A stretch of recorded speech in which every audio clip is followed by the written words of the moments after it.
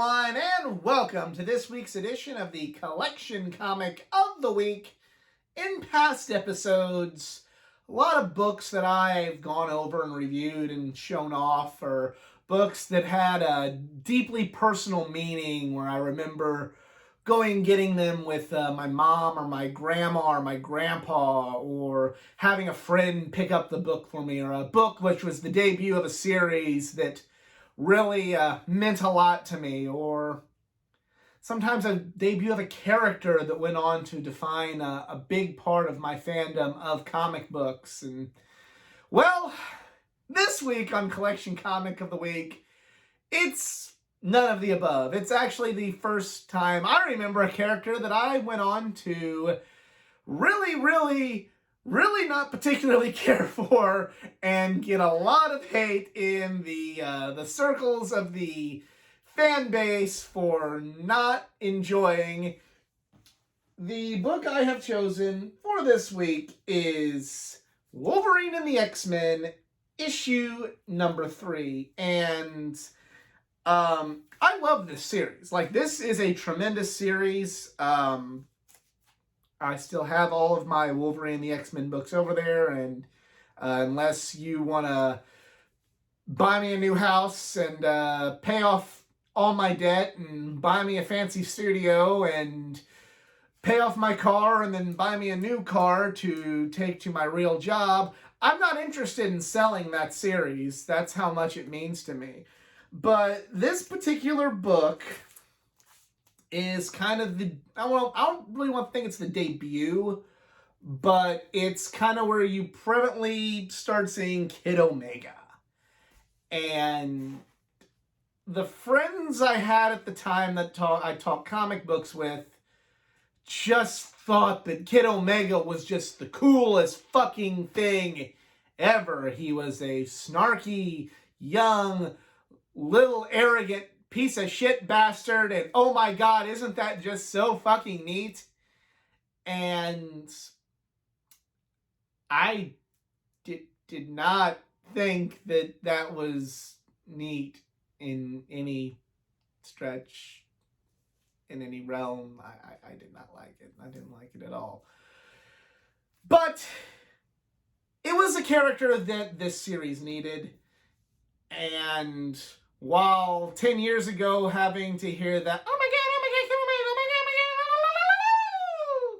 sorts of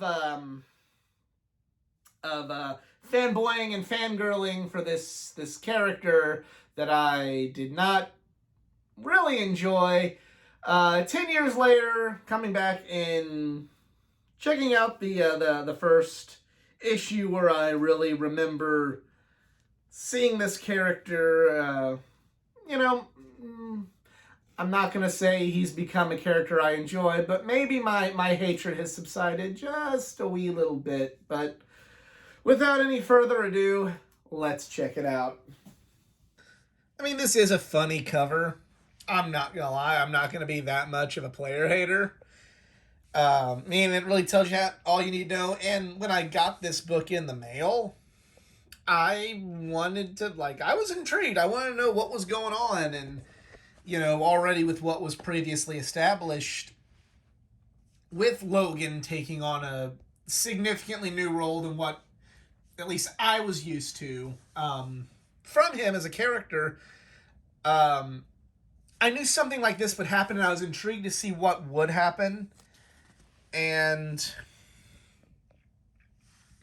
the concept itself of doing it this way, of this character, and really cool flashback here with Logan and Cap.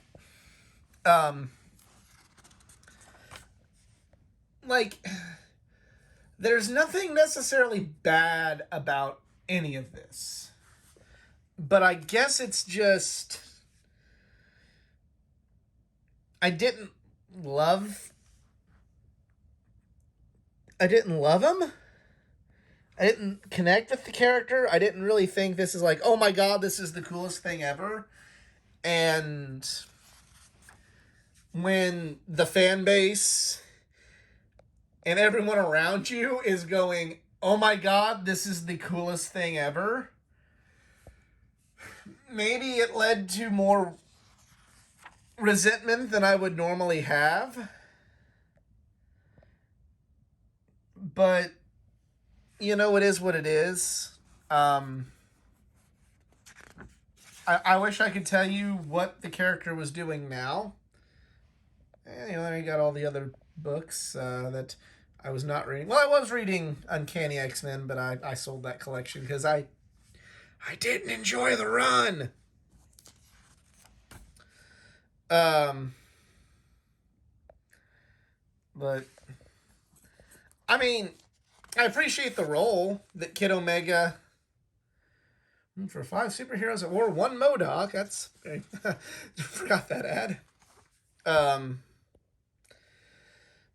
I appreciate what that character meant to this series and how it, and what it meant to the character direction of Wolverine.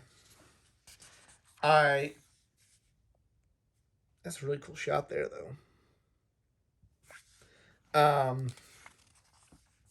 You know, all of that is all right to me. And he's being sued by Matt Murdock. Or Matt Murdock is the lawyer, I should say. That's pretty... Yeah. But, I mean...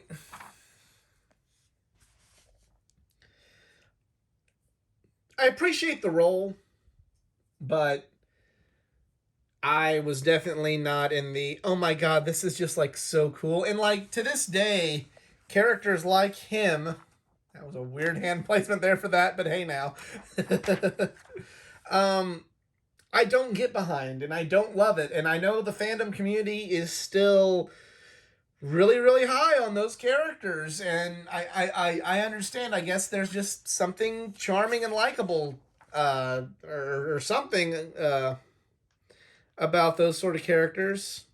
And then the tease for Sabretooth, which you gotta have if you're doing a Wolverine-led X-Men team book. And, yep. Back to the original point, like, I get there's something there, but I guess that's, I'm just not part of that fan base, or not part of that section of the fan base, but either way, this was Wolverine and the X-Men, number 3. You know, 10 years later, I don't hate the character. I don't despise it. I don't have this seething need to dislike it like I did 10 years ago when I had to hear everybody talk about how it was just such a neato, wonderful, great, best character in comic books. I don't hate it. I don't like it. But I guess I appreciate what that character meant more. Not being around what felt like the rest of the community fanning over it when you were just like, it's a snarky child. I don't understand what's so fucking cool about this. The series needed that character. Wolverine needed that character to establish his role. Jason Aaron, one of the best comic writers of my generation, knew how to create characters and knew how to tick those boxes, and he ticked it well. Did it really well throughout that entire series, and in many X-Men and Marvel series to come, which we will more than likely be covering on this series. But yeah, maybe with a change in environment, I don't hate the character as much as I used to. But you'll never see a Kid Omega statue or action figure in my collection, and you damn sure won't be seeing me dye my hair pink to cosplay as that character at any convention, unless you donate enough money on Patreon and come close to the aforementioned prices that I said I'd get rid of my Wolverine and the X-Men collection. Then I might cosplay as Kid Omega at an upcoming convention. But you guys show me the money first. Do you also own that comic book? And also, how do you feel about the character of Kid Omega? Let me know in the comments section below. If you enjoyed this video, please give it a like, share, subscribe for more content, not just from the world of comic books, but from the world of pro wrestling, gaming, anime, and all things geek culture.